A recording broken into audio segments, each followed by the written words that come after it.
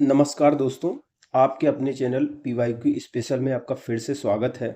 और आज हम पढ़ेंगे संसदीय समितियों के बारे में। तो क्या होती हैं ये संसदीय समितियां? हमारा संसद होता है, ये गोल गोल देखिए संसद, मान लीजिए पुराना वाला हो गया, ठीक है। ये नया वाला ऐसे करके कुछ बना हुआ है, ऐसे ऐसे अजीब सा।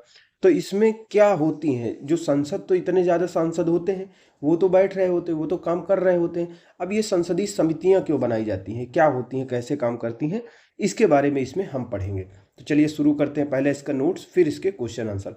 संसद क्या करता है? विभिन्न समितियों के माध्यम से अपने कर्तव्यों का निर्वहन करती है। यानी संसद में जो विभिन्न प्रकार के संसद के कार्य होते हैं वो अपनी समितियों के माध्यम से करती है। ये समितियां सदन द्वारा नियुक्त होती हैं या निर्वाचित की जाती हैं, या अध्यक्ष या सभापति द्वारा नाम निर्देशित की जाती हैं। ये अध्यक्ष या सभापति के निर्देश के अनुसार काम करती हैं और अपना प्रतिवेदन सदन को या लोकसभा अध्यक्ष को या सभापति को सौंपती हैं। संसदीय समितियों को मुख्यतः दो भागों में बांटा जाता है। एक होती है स्थायी समितियां, एक होती है तदर्थ समितियां। स्थायी समितियां जो होती हैं वो स्थायी प्रकृति की होती हैं, जो निरंतरता के आधार पर काम करती हैं, मतलब हमेशा हर साल इनको गठित कर दिया जाता है। इनका गठन प्रत्येक वर्ष या समय समय पर इनका गठन किया जाता है, स्थायी वालों का। जबकि जो तदर्थ समितियां होती हैं इनकी प्रकृति अस्थायी प्रकार की होती है। इनका उद्देश्य जिस उद्देश्य के लिए तदर्थ समितियों का गठन किया जाता है उसके पूरे होते ही इनका कार्यकाल भी समाप्त हो जाता है। तो चलिए इनको आसान भाषा में सबसे पहले समझ लेते हैं कि समितियां होती क्या है संसद में। तो होता क्या है, जैसे हमारी संसद है, अब संसद के सामने इतना ज़्यादा काम होता है, नए नए विषय आ रहे हैं, नए नए चीज़ें, आज इतनी ज़्यादा टेक्नोलॉजी बढ़ती चली जा रही है, नए नए मुद्दे सामने आ रहे हैं, एआई आ रहा है, नए नए रोजगार आ रहे हैं, नए नए तरीके की समस्याएं सामने आ रही होती हैं। तो होता क्या है, संसद इतनी बड़ी होती है, इतने सारे लोग होते हैं, तो उस उनके पास समय की कमी होती है। तो हर एक विषय पर बहुत ही विशेषज्ञ तरीके से, बहुत ही अच्छी तरीके से समय देना, विशेषज्ञ तरीके से उसके बारे में पहचानना, उसको पढ़ना, उसमें विश्लेषण करना, ये मतलब कि संभव नहीं हो पाता है। और दूसरी बात ये होती है कि जो जो सदन होता है, लोकसभा होते हैं, राज्यसभा होते हैं, तो इनके पास विशेषज्ञ भी नहीं होते। क्योंकि आपने देखा होगा जब ये लोकसभा राज्यसभा में खड़े होते हैं तो जो ये मंत्री खड़े होते हैं या सांसद, आप जानते हैं कि हमारे देश में मंत्री कितने पढ़े हुए हैं, कितना ये जानते हैं। तो मान लो कोई टेक्निकल विषय, एआई से संबंधित, डॉक्टरी से संबंधित, और फिजिकल से संबंधित है, कोई भूगोल से संबंधित है, कोई टेक्नोलॉजी से, किसी मतलब गणितीय से संबंधित है, या प्रौद्योगिकी से संबंधित कोई विषय है और उससे संबंधित कानून बनाना है, तो उसको ये लोग नहीं समझ पाते। तो ऐसी स्थिति में क्या हो जाता है कि समितियां बनाई जाती हैं। ये समितियां क्या होती हैं, बंद कमरों में मीटिंग करती हैं। इसमें पक्ष विपक्ष दोनों तरह के सदस्य शामिल होते हैं, क्योंकि संसद के जब सामने रहते हैं तो उनको अपनी पार्टी को जवाब देना होता है, माइक के सामने बोलना होता है। तो वो अपनी पार्टी के विब से, यानी पार्टी की जो गाइडलाइन होती है उससे बंधे होते हैं। लेकिन जो बंद कमरे के अंदर चूंकि समितियों की मीटिंग होती है, तो वहां पे ये खुल करके अपनी बात रख सकते हैं, और देश का क्या कहते हैं, जो महत्वपूर्ण देश के लिए जरूरी चीज होते हैं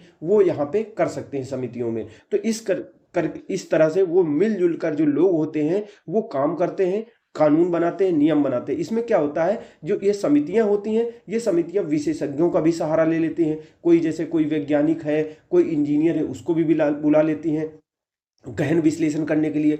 तब जब जब इनको कोई मुद्दा सौंपा जाता है, ठीक है, तो वो बहुत ही विश्लेषण के साथ में और बहुत ही क्वालिटी के साथ में गुणवत्तापूर्ण होकर के बाहर आता है। फिर ऐसा नहीं है, सदन को ये समितियां सौंप देती हैं, फिर सदन में फिर से इसमें बात होती है, ठीक है। तो होता क्या है, ये समितियां इस तरह से काम करती हैं। तो जैसे आप मान लीजिए, जैसे एक क्लास है, तो क्लास में अगर पूरे क्लास में पूरा चैप्टर, मान लीजिए 10 चैप्टर पढ़ना है 10 दिन में, या कम समय में पढ़ना है, तो हो सकता है कि ना पढ़ पाए। लेकिन अगर जो क्लास है उसको कई ग्रुप में बांट दो, उसको कह दो कि तुम ये ग्रुप वाला ये पार्ट तैयार करेगा, ये ग्रुप वाला ये पार्ट तैयार करेगा, 10 ग्रुप में बांट दो, तो 10 चैप्टर को बांट दो। अब ये क्या होंगे, अलग अलग अच्छी तरीके से ये लोग विश्लेषण कर लेंगे, पढ़ लेंगे, और जो इसका निष्कर्ष निकलेगा आपस में क्लास के सामने बता देंगे। तो कम समय में बहुत ज्यादा काम हो जाएगा, इसीलिए लाया जाता है समितियां। तो समितियां दो प्रकार की होती हैं। एक होती हैं जो हर हमेशा मतलब वो काम आता रहता है, जैसे सदन का संचालन करने से संबंधित है, विशेषाधिकारों का हनन करने से संबंधित है, या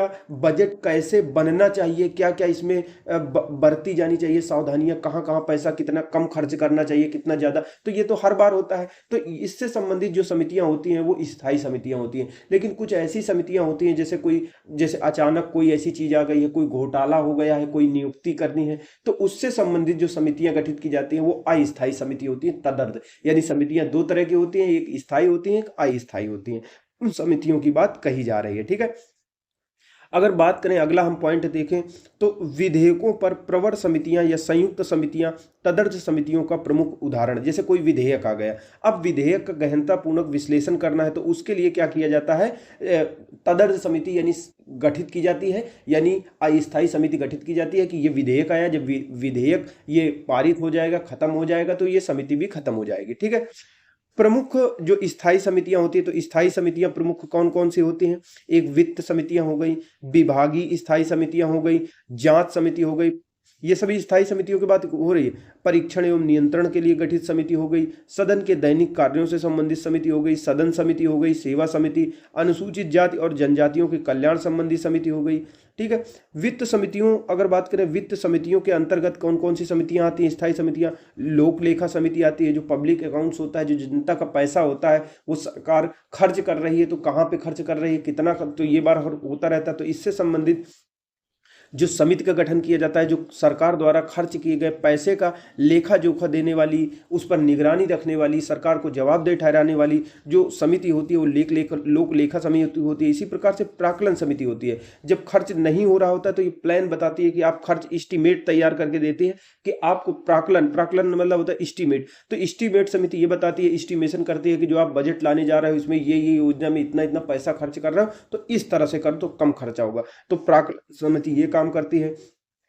इसी तरह से होती है सार्वजनिक उपक्रम समिति, जो सरकार के विभिन्न प्रकार के पब्लिक सेक्टर अंडरटेकिंग्स होते हैं, जैसे कहने का मतलब है सरकार एनटीपीसी, ओएनजीसी, बीएसएनएल बहुत सारे काम कर रही होती है, सरकार की कई सारी रिफाइनरियाँ होती हैं, तो उन जो उपक्रम होते हैं, सरकार के उद्योग धंधे होते हैं, तो वो सही तरीके से काम चल रहा है कि नहीं चल रहा है, तो उनको देखने के लिए जो समिति होती है उसको सार्वजनिक उपक्रम समिति कहते हैं। ठीक है, तो अगला पॉइंट करा सदन विशेष की जो स्थायी समितियां तथा अपवाद स्वरूप कुछ विशिष्ट समितियां जैसे प्राक्कलन समिति, इनको छोड़ करके संसद के दोनों सदनों के सदस्यों से मिलकर बनने वाली सभी स्थायी समितियों में लोकसभा और राज्यसभा के सदस्यों का अनुपात लगभग 2:1 के अनुपात में होता है। यानी जो सदन की विशेष स्थायी समितियां कुछ होती हैं और कुछ विशिष्ट समिति जैसे प्राक्कलन समिति, इनको छोड़ दिया जाए तो जो भी दोनों सदनों से मिलकर बनने वाली जितनी भी स्थायी समितियां, यानी ज्यादातर जो स्थायी समितियां होती हैं इसमें लोकसभा राज्यसभा दोनों के सदस्य शामिल होते हैं, लेकिन जो प्राक्कलन समिति होती है इसमें केवल लोकसभा के ही सदस्य शामिल होते हैं। तो ज्यादातर जो स्थायी समितियां होती है उसमें लोकसभा राज्यसभा दोनों के सदस्य शामिल होते हैं।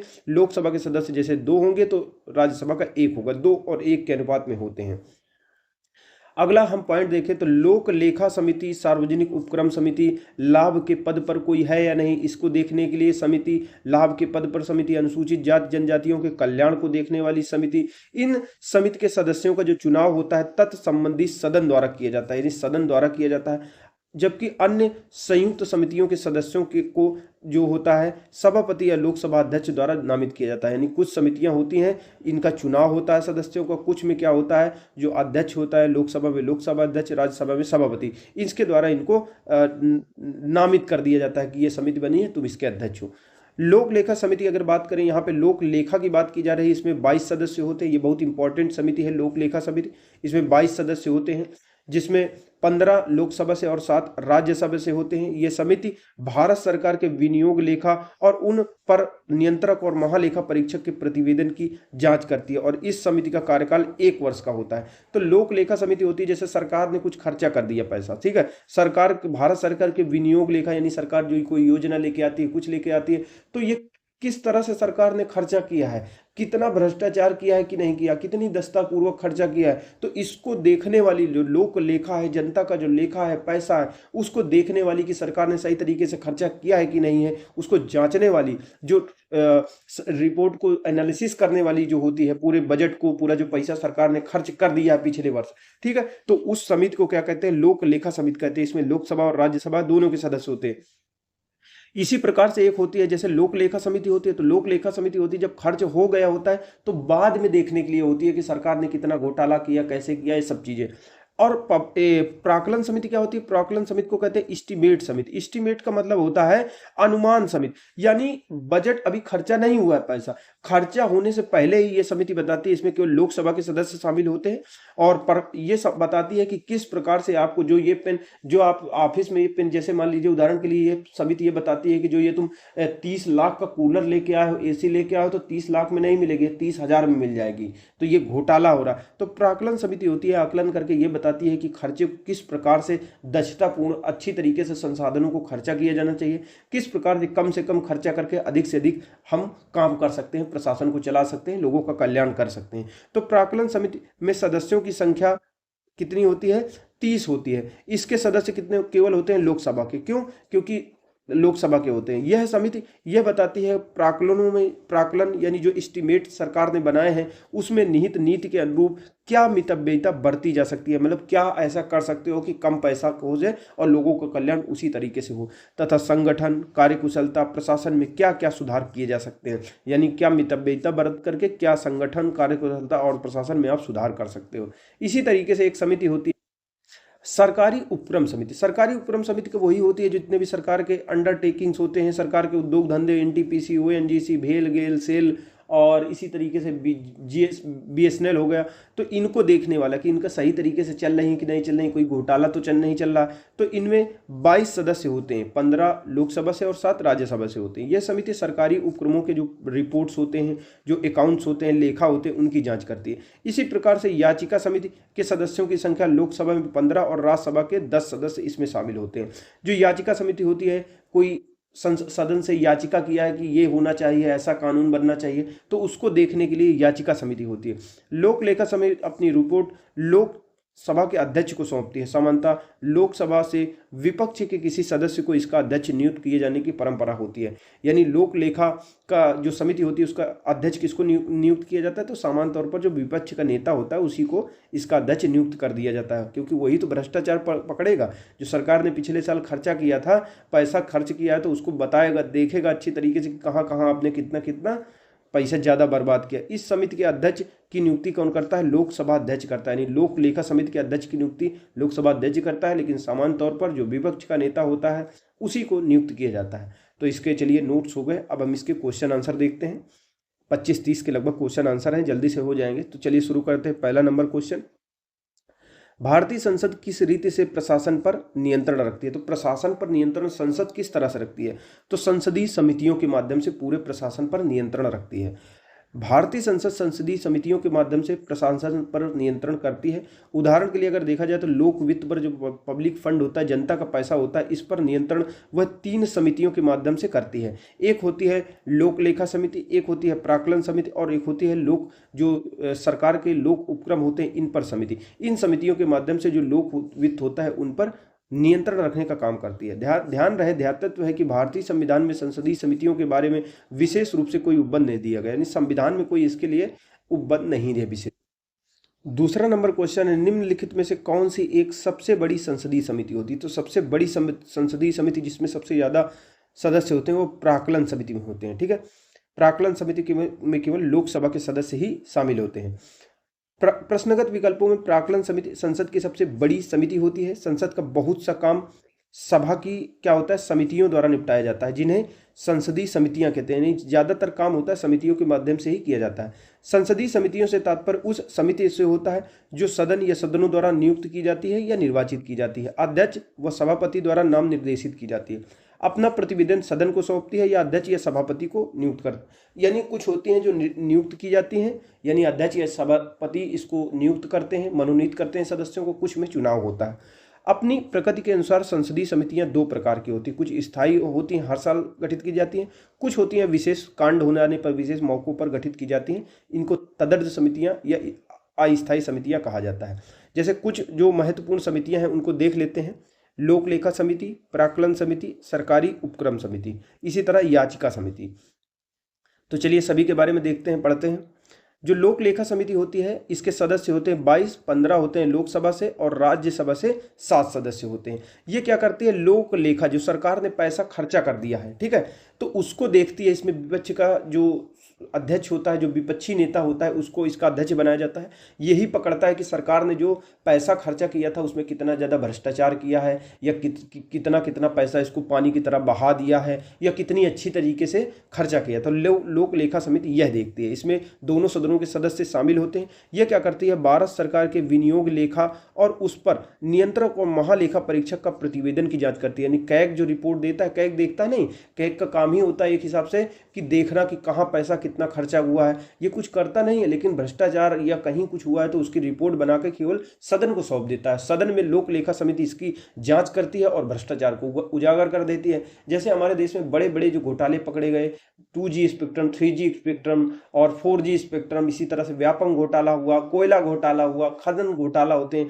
तो इनसे संबंधित जो भी कर प्रक्रिया चल रही होती है, कैग इनको जो होता है वो अपनी रिपोर्ट तैयार करता है, अकाउंट्स को देखता है, सारे जितने भी अकाउंट्स होते हैं, जितने भी कागज पत्री होते हैं, इनको देखता है और अपनी रिपोर्ट बना करके इसी लोक लेखा समिति को दे देते हैं। तो लोक लेखा समिति ये सब चीजें करके काम करती है। तो इसका कार्यकाल कितना होता है लोक लेखा समिति का? 1 वर्ष होता है। इसी तरह से प्राक्कलन समिति होती है। प्राक्कलन होती है एस्टीमेट बताती है कि आपको किस तरह से, ये होता है खर्च करने से पहले, कि किस प्रकार से आपको खर्च करना है ताकि मितव्ययिता बरती जा सकती है, कम से कम संसाधन में ज्यादा से ज्यादा कल्याण किया जा सकता है। इसके सदस्यों की संख्या 30 होती है। इसमें केवल लोकसभा के सदस्य होते हैं जो निर्वाचित होते हैं, और इसका भी कार्यकाल 1 वर्ष का होता है। लोक लेखा के सदस्यों का कार्यकाल 1 साल, इसके भी सदस्यों का कार्यकाल 1 लाख होता है। यह समिति हमें क्या बताती है? ये बताती है कि जो प्राक्कलन किए गए हैं, जो एस्टीमेट्स लगाए गए हैं, जो अनुमान लगाए गए हैं, उनमें निहित नीति के अनुरूप, जो नीति है उसी के अनुरूप क्या मितव्ययिता बरती जा सकती है, तथा संगठन, कार्य कुशलता और प्रशासन में क्या क्या सुधार किए जा सकते हैं, ये बताती है। उसी तरह होती है सरकारी उपक्रम समिति। इसमें भी 22 सदस्य होते हैं। लोकसभा से 15 और राज्यसभा से 7 होते हैं। इसका भी कार्यकाल 1 वर्ष ही होता है। यह क्या करती है, जो हमारे सरकारी उपक्रम होते हैं, इनसे जो रिपोर्ट होती है, जिनके अकाउंट्स होते हैं, लेखा होते हैं, इनकी जांच करती है। यदि सरकारी उपक्रमों के संबंध में भारत सरकार के इसमें कैग भी इसकी जांच करता है। भारत के नियंत्रक और महालेखा परीक्षक की कोई रिपोर्ट होती है तो उसकी भी जांच कौन करती है? सरकारी उपक्रम समिति करती है। यह सरकारी उपक्रमों की स्वायत्तता, कार्य कुशलता के संदर्भ में भी जांच करती है। जो याचिका समिति होती है, यह क्या करती है? याचिका समिति के सदस्यों की संख्या कितनी होती है? 15 होती है। लोकसभा से 15 होते हैं, राज्यसभा से 10 होते हैं, यानी कुल 30 सदस्य याचिका समिति में होते हैं। और इसके सदस्य अध्यक्ष या सभापति द्वारा नाम निर्देशित किया जाता है, यानी अध्यक्ष को सभापति मनोनीत कर देता है। कार्यकाल याचिका समिति का नियत नहीं होता है। पुनर्गठन किए जाने तक यह समिति बनी रहती है। यह समिति का कार्य क्या होता है? लोकसभा, राज्यसभा को प्रस्तुत की गई याचिकाओं पर विचार करना और अपना प्रतिवेदन प्रस्तुत करना। याचिका की जाती है लोकसभा, राज्यसभा से हर समय। सामान्य नागरिक भी करता है, कोर्ट भी करता है, हर विभाग भी करता है, सामान्य जनता करती है, कोई क्या कहते हैं, जो NGO वगैरह होते हैं वो करते हैं कि ये जाने चाहिए, सरकार ये कानून बनाए, ये समस्या हो रही है, तो उसी पर याचिकाओं पर विचार करने के लिए समिति गठित की जाती है। तीसरा नंबर जो हमारा क्वेश्चन है, भारतीय संसद की सबसे बड़ी समिति कौन सी है? तो सबसे बड़ी समिति होती है प्राक्कलन समिति, एस्टीमेट्स कमिटी। प्राक्कलन समिति के सदस्यों का कार्यकाल कितना होता है? तो 1 वर्ष होता है प्राक्कलन समिति के कार्यकाल। निम्न में से कौन सा सार्वजनिक व्यय पर संसदीय नियंत्रण का अंग होता है? तो सार्वजनिक व्यय पर संसदीय नियंत्रण का अंग क्या होता है? लोक लेखा समिति एक होती है। तो लोक लेखा क्या होती है? जो संसदीय व्यय पर नियंत्रण। तो व्यय पर जो लोक लेखा होती है ये खर्च हो जाने के बाद में होता है, तो ये नहीं होगा, इसमें प्राक्कलन समिति होगी। चलिए देख लेते हैं। सार्वजनिक व्यय पर नियंत्रण संसदीय नियंत्रण का अंग नहीं होता है, तो संसदीय नियंत्रण का अंग नहीं है। अच्छा, संसदीय नियंत्रण का अंग नहीं है पूछ रहा है, तो संसदीय नियंत्रण का अंग लोक लेखा समिति भी हो जाएगी, प्राक्कलन समिति भी हो जाएगी, सार्वजनिक उपक्रम समिति भी हो जाएगी, क्योंकि ये सभी संसद के अंग है नियंत्रण के, सार्वजनिक व्यय करने के लिए। जो खर्चा सरकार करती है उस पर नियंत्रण रखते हैं लोक लेखा समिति के माध्यम से, प्राक्कलन समिति लोक उपक्रम के माध्यम से। लेकिन ये नियंत्रक महालेखा परीक्षक ये संसद का अंग नहीं, ये एक संवैधानिक पद होता है जिसको संविधान में अलग से बनाया गया है, ये संसद के अधीन नहीं आता है। 6वां नंबर क्वेश्चन कह रहा है, संसद की स्थायी समिति के सदस्यों को लोकसभा और राज्यसभा से किस अनुपात में लिया जाता है? जो स्थायी समितियां होती हैं, अगर लोकसभा से 2 सदस्य होंगे तो राज्यसभा से 1 सदस्य होगा, लोकसभा से 5 होंगे तो लोकसभा से मान लीजिए 10 होंगे तो राज्यसभा से 5 होंगे, तो ऐसे करके 2 और 1 के अनुपात में लिया जाता है। जो संसदीय समितियों को मुख्यतः 2 भागों में बांटा जाता है, एक होती है स्थायी समिति, एक होती है तदर्थ यानी अस्थायी समिति। जो सदन की विशेष जो स्थायी समितियां तथा कुछ अपवाद स्वरूप कुछ इस विशिष्ट समितियों को अगर जैसे प्राक्कलन समिति इसको छोड़ दिया जाए तो स्थायी समितियों इनमें सदन के जो जो स्थायी समितियां होती हैं, कुछ समिति जैसे प्राक्कलन समिति को छोड़ दिया जाए तो ज्यादातर में क्या होता है, स्थायी समितियों में दोनों सदनों के सदस्यों से मिलकर बनी होती हैं। ठीक है, इसमें लोकसभा राज्यसभा के सदस्यों को 2:1 के अनुपात में शामिल किया जाता है। 7वां नंबर, निम्नलिखित कथनों पर आपको विचार करना है, कौन सा कथन सही है बताना, केवल एक इसका सही है। लोक लेखा समिति का अध्यक्ष लोकसभा अध्यक्ष द्वारा नियुक्त किया जाता है, तो ये बात सही हो जाती है। लोक लेखा समिति क्या होती है? लोक लेखा समिति जब खर्चा हो चुका है उसके बाद देखती है, जांच करती है। लोक लेखा समिति का मुख्य कार्य होता है भारत सरकार के विनियोग लेखाओं पर नियंत्रक और महालेखा परीक्षक की कोई रिपोर्ट है, प्रतिवेदन होती है तो उसको देखती है, समीक्षा करती है। इस समिति में 22 सदस्य होते हैं, 15 लोकसभा से और 7 राज्यसभा से होते हैं। ठीक है, ये जो 15 लोकसभा से चुने जाते हैं इनमें आनुपातिक प्रतिनिधित्व पद्धति से यानी चुनाव होता है, इनका एकल संकरणीय मत के द्वारा होते हैं। राज्यसभा द्वारा चुने जाते हैं 7, ये बाद में जुड़ जाते हैं। कोई भी मंत्री इस समिति का सदस्य निर्वाचित नहीं हो सकता, यानी अगर मंत्री इसमें शामिल हो जाएगा तो भ्रष्टाचार कैसे पकड़ने की बात कहेगा, वो थोड़ी ना काम करेगा सरकार के विरोध में। लोक लेखा समिति के अध्यक्ष के रूप में लोकसभा अध्यक्ष द्वारा परंपरा के अनुसार विपक्ष के नेता को चुना जाता है, यानी लोक लेखा समिति का अध्यक्ष विपक्ष के नेता को बनाया जाता है। परंपरा से ये चला आ रहा है, इसको कौन बनाता है? लोकसभा का अध्यक्ष बनाता है। क्योंकि लोक लेखा समिति में लोकसभा राज्यसभा के सदस्यों के अतिरिक्त उद्योग और व्यापार से संबंधित किसी बाहरी व्यक्ति को चुनने का कोई प्रावधान नहीं, यानी बाहर से किसी व्यक्ति को इसमें नहीं चुना जा सकता। 8वां नंबर क्वेश्चन है, कह रहा है लोक लेखा समिति के लिए लोकसभा से कितने सदस्य निर्वाचित किए जाते हैं? तो लोकसभा से कितने निर्वाचित किए जाते हैं? 15 सदस्य निर्वाचित किए जाते हैं। 15 और 7 का अनुपात चलता है। 9वां नंबर, भारतीय संसद की लोक लेखा समिति किसकी समीक्षा करती है? तो किसको देखती है? एनालाइज करती है, विश्लेषण करती है, देखती है, समीक्षा करती है। तो कैग की जो रिपोर्ट होती है नियंत्रक एवं महालेखा परीक्षक की, उसको देखती है। लोक लेखा समिति का मुख्य काम क्या होता है? तो मुख्य काम वही होता है जो कैग के वार्षिक प्रतिवेदन होता है, रिपोर्ट होती है, उसको देखती है जिससे भ्रष्टाचार पकड़ा जा सके। निम्नलिखित कथनों पर विचार करना है, कौन से कथन सत्य है बताना। तो तीनों कथन सत्य हैं, 1, 2, 3। लोक लेखा समिति होती है और सार्वजनिक उपक्रमों की समितियों, इनसे राज्यसभा के सदस्य भी संबंधित होते हैं। ठीक है, ये बात बिल्कुल सही है, दोनों से राज्यसभा के सदस्य भी संबंधित होते हैं। जबकि प्राक्कलन जो समिति होती है उसके लिए सदस्य केवल लोकसभा से ही लिए जाते हैं, ये बात सही है। संसदीय कार्य मंत्रालय कुल मिलाकर संसदीय कार्यों की मंत्रिमंडलीय समिति के निर्देशन में काम करता है। तो संसदीय कार्य मंत्रालय जो होता है संसदीय कार्यों की मंत्रिमंडलीय समिति के निर्देशन में काम करता है। अगला 3रा नंबर है, विभिन्न मंत्रालयों में भारत सरकार द्वारा गठित समितियां, अलग अलग मंत्रालयों में भारत सरकार द्वारा समितियां हैं, परिषद हैं, मंडल हैं, आयोग हैं, इनके सदस्यों को संसदीय कार्य मंत्री नामित करते हैं। तो इन समितियों की बात नहीं हो रही है, दूसरी समितियों की बात हो रही है। केवल यहाँ जो संसदीय समिति है ये है। ठीक है, लोक लेखा समिति और सार्वजनिक उपक्रमों की समिति, इसमें लोकसभा राज्यसभा के 15 और 7 सदस्य शामिल होते हैं। प्राक्कलन जो समिति, जो आकलन समिति या एस्टीमेट कमेटी जिसको कहा जाता है, इसमें केवल लोकसभा के 30 सदस्य चुने जाते हैं। अगर बात करें, ठीक है, संसद के दोनों सदनों में कार्यकारी सरकारी कार्य को समन्वित करने तत्संबंधी व्यवस्था की जिम्मेदारी संसदीय कार्य मंत्रालय को सौंपी गई है, जो कि कुल मिलाकर संसदीय कार्यों की मंत्रिमंडलीय समिति के समग्र निर्देशन में कार्य करता है। यानी संसद के दोनों सदनों में जो सरकारी कार्य होता है, एक लोकसभा है, राज्यसभा है, अब इसमें अलग अलग कार्यवाही हो रही, तो इसमें कोऑर्डिनेशन भी तो होना चाहिए, समन्वय तो होना चाहिए। ठीक है, तो इसको जो दोनों सदनों की जो कार्यवाही है उसको कोऑर्डिनेट करने के लिए, यानी मिलाने के लिए, समन्वित करने के लिए तत्संबंधी व्यवस्था की जो जिम्मेदारी होती है वो संसदीय कार्य मंत्रालय को सौंपी गई है। ठीक है, जो कुल मिला के मंत्रिमंडलीय समिति के समग्र निर्देशन में काम करती है। संसदीय कार्य मंत्रालय ही संसद सदस्यों को भारत सरकार द्वारा विभिन्न मंत्रालयों में स्थापित समितियों, परिषदों, बोर्डों, आयोगों आदि के लिए मनोनीत करता है। कौन? संसदीय कार्य मंत्रालय। 12 नंबर, संसद की लोक लेखा समिति का प्रमुख कार्य क्या होता है? लोक लेखा समिति का वही काम होता है कि जो शासन के वित्तीय लेखा है, विनिमय है तथा कंट्रोलर यानी जो कैग होता है, कंट्रोलर एंड ऑडिटर जनरल की रिपोर्ट की परीक्षण करना होता है। लोक लेखा समिति का यही काम होता है। तो लोक लेखा समिति का मुख्य काम क्या होता है? तो चलिए देखते हैं इसका उद्देश्य क्या होता है। उद्देश्य होता है लोक व्यय, जो जनता का पैसा होता है उसका दुरुपयोग, उसमें अनियमितताओं को सदन के समक्ष उजागर करना होता है लोक लेखा समिति का उद्देश्य। यह क्या करती है कि उन लोक प्राधिकारी, मान लो ऐसे कोई सरकारी अधिकारी हैं, अफसर हैं, नेता हैं, इनके विरुद्ध कार्यवाही की भी सिफारिश करती है जो व्यय के दुरुपयोग हेतु उत्तरदायी होते हैं। ठीक है, यह समिति सरकार के विनियोग और वित्त लेखाओं की जांच करती है, और जो कैग होता है हमारा नियंत्रक एवं महालेखा परीक्षक, इसकी रिपोर्ट को आधार मानकर लोक व्यय जितने भी किए जाते हैं उनकी प्रति परीक्षण करती है। ठीक है, तो इसको देख रेख करने का काम करती है। सार्वजनिक लेखा समिति अपनी व्याख्या किसको प्रस्तुत करती है? तो लोक लेखा समिति या सार्वजनिक लेखा समिति अपनी रिपोर्ट किसको देती है? ये संसद को देती है, फिर संसद में उजागर होता है। लोक लेखा समिति अपनी रिपोर्ट किसको प्रस्तुत करती है? तो किसको? लोकसभा के अध्यक्ष को देती है, और अध्यक्ष सदन सभा के पटल पर रख देता है। लोक लेखा समिति अपनी रिपोर्ट लोकसभा के स्पीकर को देती है। लोक लेखा समिति की रिपोर्ट प्रस्तुत की जाती है कहाँ? लोकसभा में प्रस्तुत की जाती है। 16 नंबर क्वेश्चन, लोक लेखा समिति निम्नलिखित में से निम्नलिखित सदस्य शामिल होते हैं। कौन शामिल होता है? अगर बी की बात करें 15 लोकसभा से और 7 राज्यसभा से कुल 22 सदस्य होते हैं। 17 निम्नलिखित कथनों पर विचार करना है।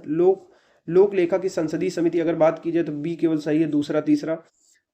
25 सदस्य नहीं होते हैं, इसमें 15 + 7 यानी कुछ 22 सदस्य होते हैं। सरकार के विनियोग और वित्त लेखाओं की जांच करती है, सही हो गया। नियंत्रक और महालेखा परीक्षक की रिपोर्ट की जांच करती है, ये भी सही हो गया। 18 भारतीय संसद की लोक लेखा समिति के अध्यक्ष को कौन मनोनीत करता है? तो लोकसभा का जो अध्यक्ष होता है वही लोक लेखा जो समिति होती है इसके अध्यक्ष को मनोनीत करने का काम करता है। 19 नंबर कह रहा है सूची 1 को सूची 2 से आपको सम्मिलित करना है, बताना है कौन सी स्थायी समिति है।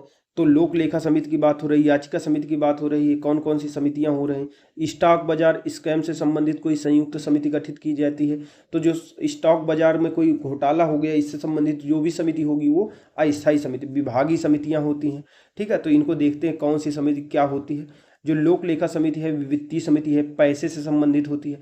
याचिका समिति कार्यकारी समिति होती है। स्टॉक बाजार स्कैम अगर होता है उसके लिए संयुक्त समिति गठित की जाती है, ये अस्थायी समिति होती है यानी तदर्थ समिति होती है। विभागीय समितियां स्टैंडिंग समिति होती हैं यानी कि स्थायी समितियां होती हैं।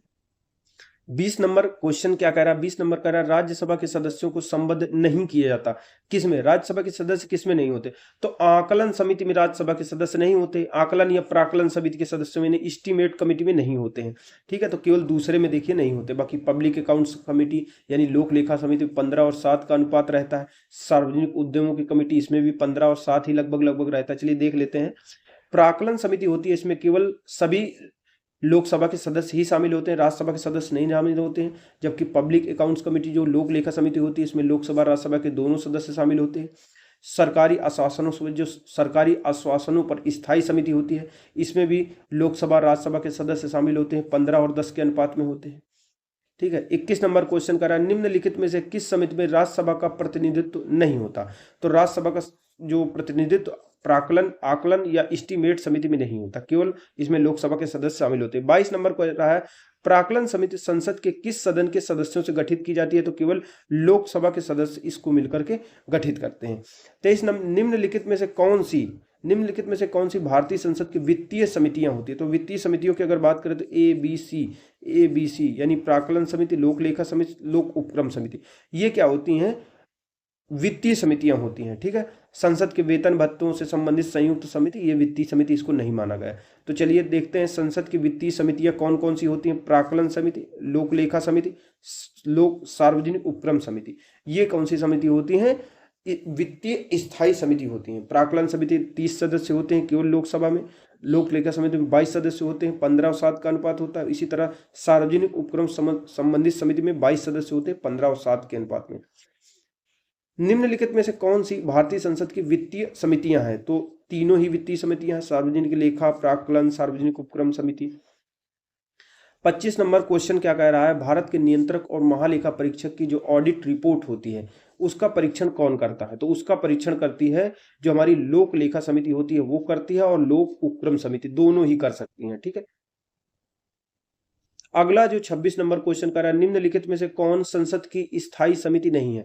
संसद की स्थायी समिति नहीं है तो लोक लेखा समिति स्थायी समिति होती है, आकलन समिति स्थायी समिति यानी प्राकलन समिति भी स्थायी समिति होती है, सार्वजनिक उपक्रम संबंधी समिति और SC/ST की कल्याण समिति ये भी स्थायी समिति होती है।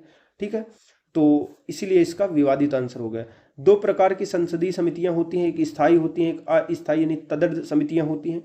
3 मुख्य वित्तीय समितियां होती हैं जो स्थायी समितियां कौन कौन सी होती है? आकलन, लोक लेखा समिति, सार्वजनिक उपक्रम समिति। इसी तरह अन्य स्थायी समितियां कौन कौन सी होती हैं?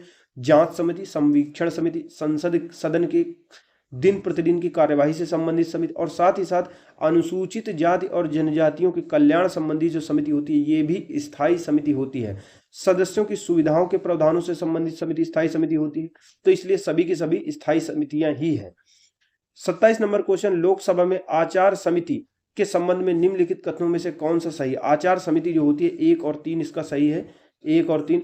प्रारंभ में यह तदर्थ समिति थी। जो आचार समिति का मतलब ये होता है कि सदन के जो सदस्य होते हैं वो किस तरह का आचरण पालन करेंगे, इसके लिए भी एक समिति बनाई जाती है। पहले ये तदर्थ यानी अस्थायी समिति थी।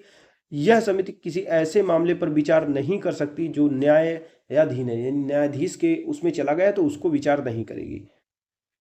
तो चलिए इसकी व्याख्या देख लेते हैं। व्याख्या कह रहा है, लोकसभा की आचार समिति का गठन प्रारंभ में एक एडहॉक यानी तदर्थ यानी अस्थायी समिति के रूप में 2000 में किया गया था और 2015 में स्थायी समिति बनी थी। जब लोकसभा के प्रक्रिया तथा कार्य संचालन नियमों में आचार समिति के गठन, कार्य, प्रक्रिया तथा आचार संबंधी शिकायत करने की प्रक्रिया के नियमों को शामिल किया गया था, यानी 2015 में इसको जो आचार समिति थे इसको स्थायी समिति बनाया गया था।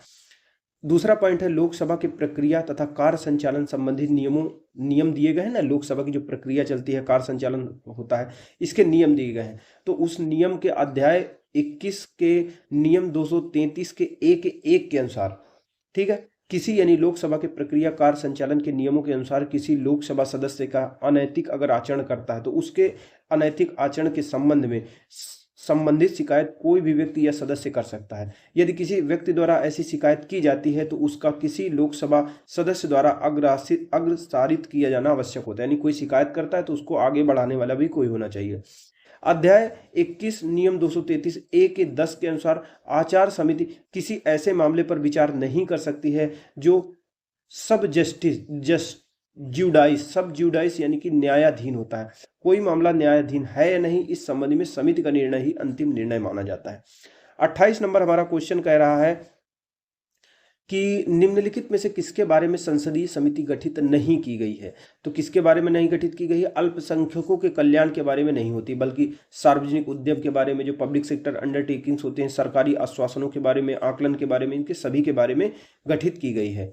29 नंबर, निम्नलिखित में से कौन सी समिति लोकसभा के अधीन नहीं आती है? तो नहीं आती है, निम्नलिखित में से कौन सी समिति लोकसभा के अधीन नहीं आती? तो लोकसभा के अधीन कौन सी समिति नहीं आती? स्वास्थ्य एवं परिवार कल्याण संबंधी समिति लोकसभा के अधीन नहीं आती, बल्कि सामाजिक न्याय अधिकारिता मंत्रालय, सामाजिक न्याय एवं अधिकारिता संबंधी समिति, शहरी विकास संबंधी समिति, श्रम संबंधी समिति, ये सभी लोकसभा के अधीन आती, बाकी ये नहीं आती। देखते हैं व्याख्या।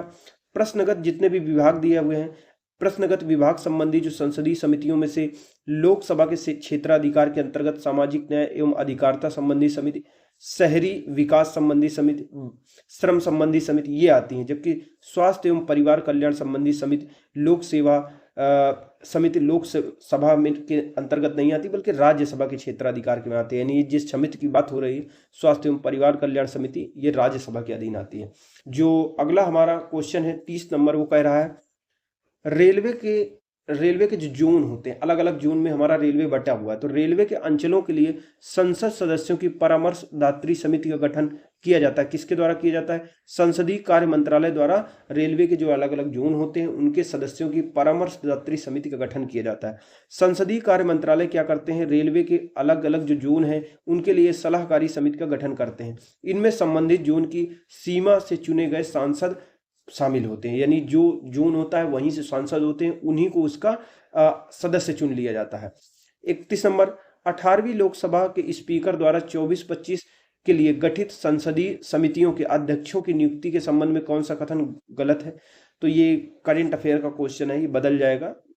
32 नंबर कह रहा है, 2G स्पेक्ट्रम मुद्दे की जांच करने के लिए बनाई गई संयुक्त संसदीय समिति में कौन कौन शामिल था?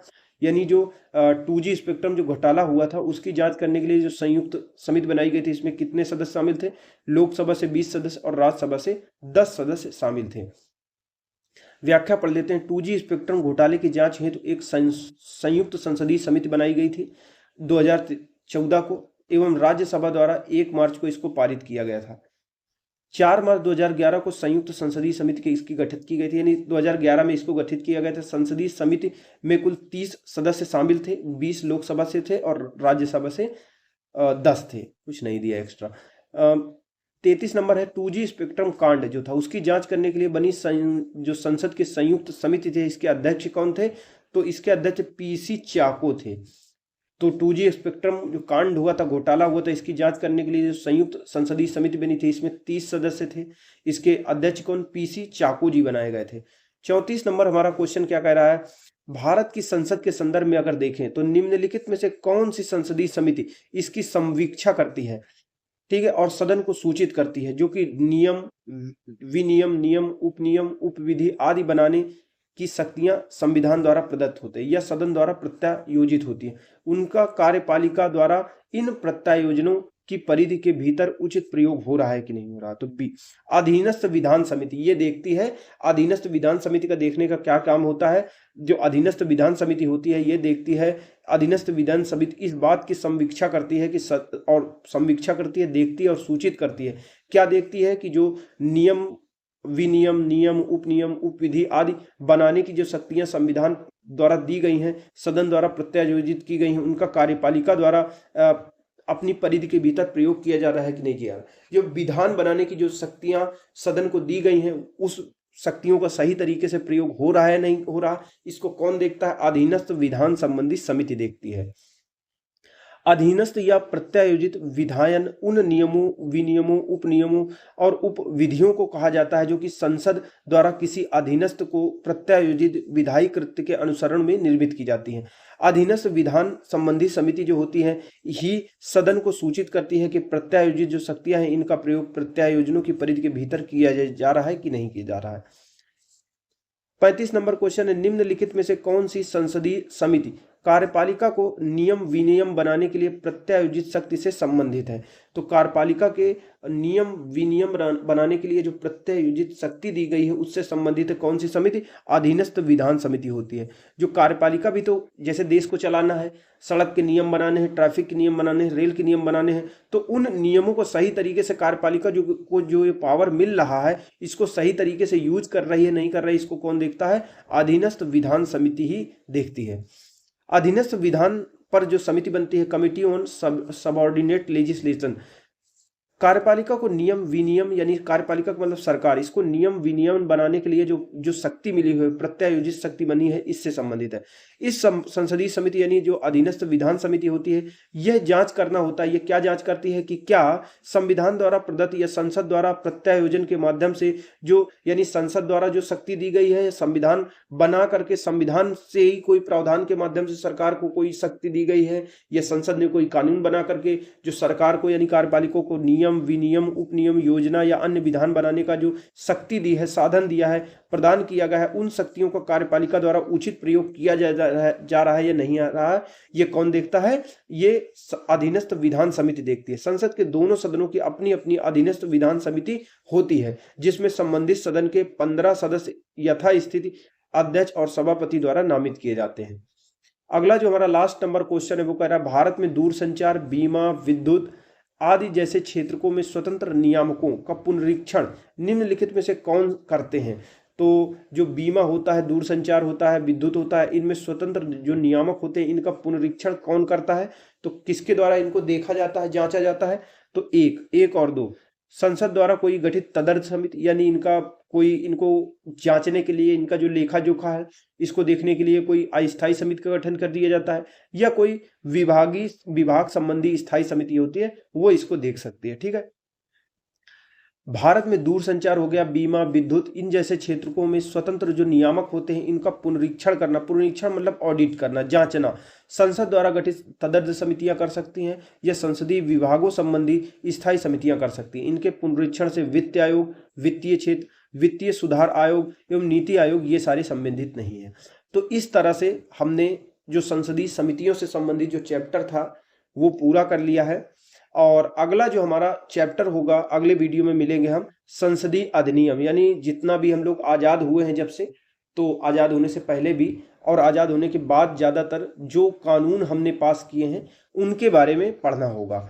तो चलिए मिलते हैं अपने अगले वीडियो में, तब तक के लिए नमस्कार, धन्यवाद।